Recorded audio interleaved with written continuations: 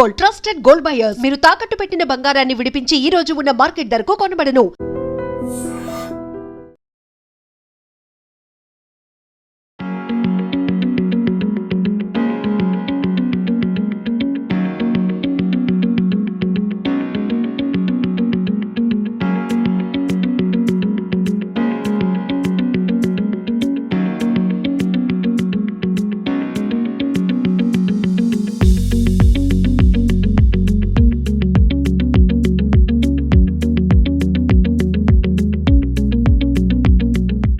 యువసేవ foundation ప్రతి సంవత్సరం వినాయక చవితి ఉత్సవాలను చాలా వినూత్నంగా నిర్వహిస్తూ ఉంది.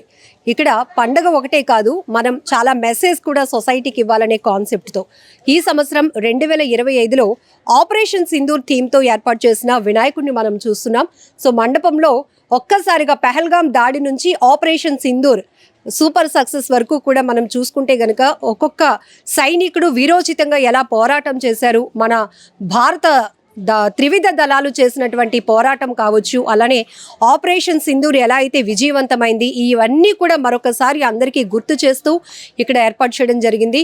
హై అండ్ మిసైల్ నుంచి వస్తున్నటువంటి ఫైర్ అగ్ని ఏదైతే ఉందో అది కాస్త సింధూరంగా మారి భారతీయ ప్రతి ఒక్క మహిళకి కూడా నుదుట వీర తిలకం దిద్దినట్టుగా కూడా ఇక్కడ మనకి ఈ కాన్సెప్ట్లో చాలా క్లియర్గా చూడొచ్చు.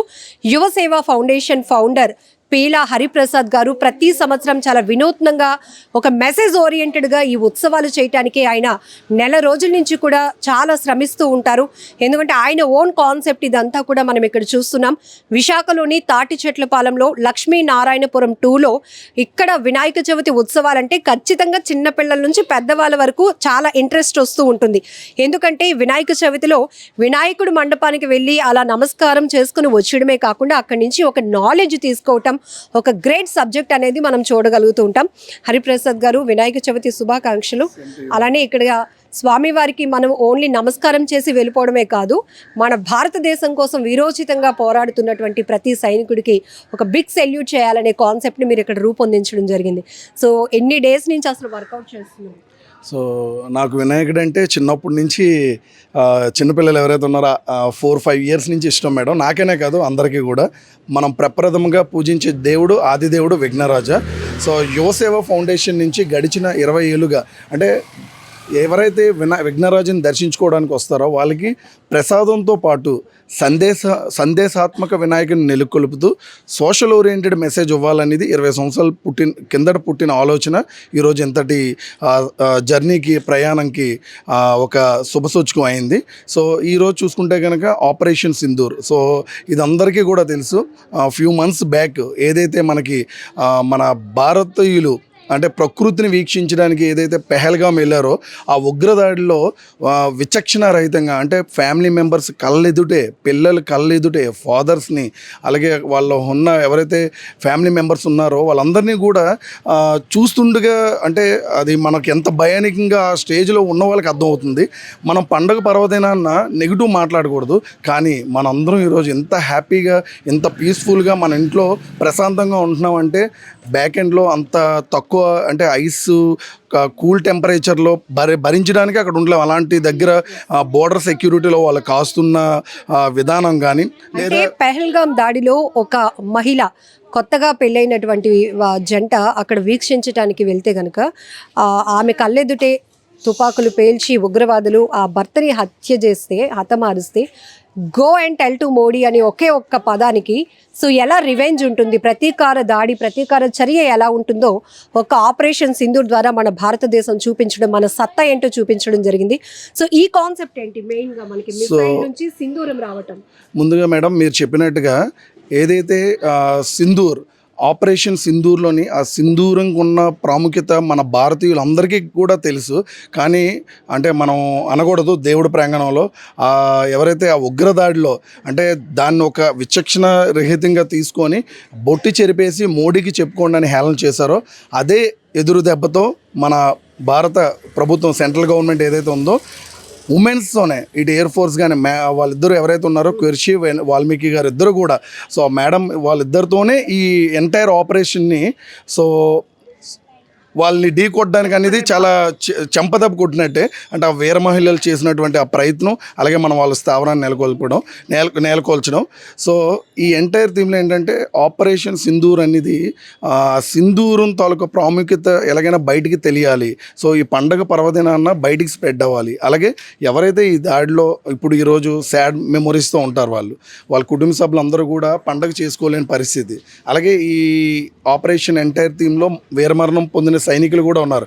వాళ్ళ కుటుంబ సభ్యులు కూడా చాలా దుఃఖ సంద్రంలో ఉంటారు. కానీ ఒక్కసారి ఈ కాన్సెప్ట్ మీ ద్వారాగా, ఇక్కడ వీక్షిస్తున్న వ్యూవర్ల ద్వారాగా ఎంతవరకు వాళ్ళకి వెళ్తుందో, ఈ కాన్సెప్ట్ అంతా కూడా వాళ్ళకి అంకితం చేయడం కోసమే ఈ పండుగని మేము యువసేవ నుంచి ఈ విధంగా ఈ ఏడాది ముందుకు వచ్చాం.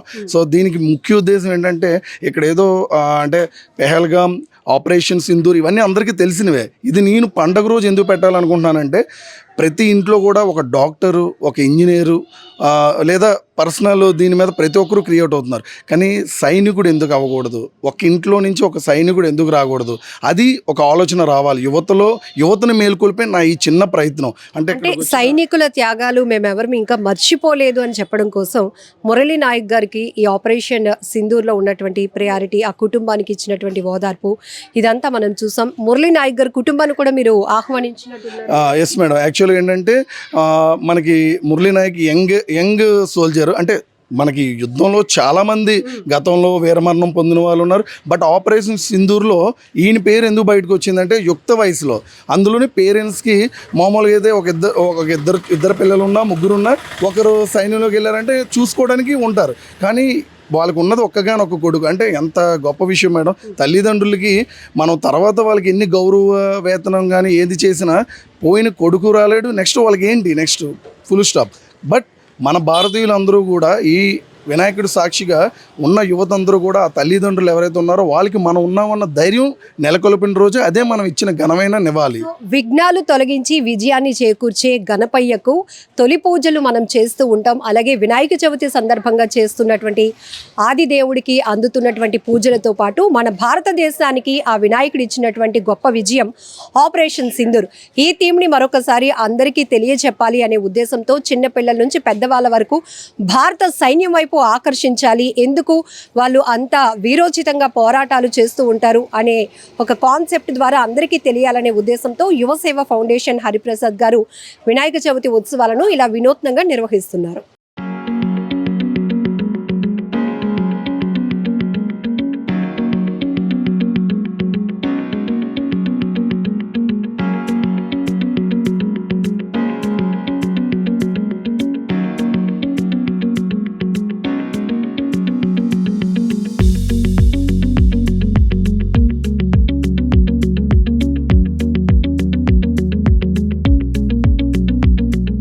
And for more videos, please subscribe to iDream. Please subscribe to iDream. Please subscribe iDream. And please subscribe to iDream.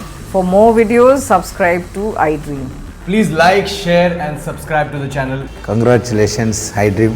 Subscribe to iDream. Subscribe to iDream. So subscribe to iDream Media. iDream ki iDream team andarki huge congratulations. Please subscribe iDream Media. Please subscribe to iDream. Subscribe iDream. Please subscribe to iDream. iDream అంటే నా కళల ఛానల్ను subscribe చేసుకున్న నోరు తిరుగుతలేదు, మీరైతే గంట గుర్తు కొట్టండి. For more such videos, please subscribe to iDream. Subscribe to iDream. Please subscribe to iDream. Please subscribe iDream Media. Please do subscribe to iDream. Please subscribe to iDream Media. For best entertainment and information, please subscribe iDream. And don't forget to subscribe to iDream.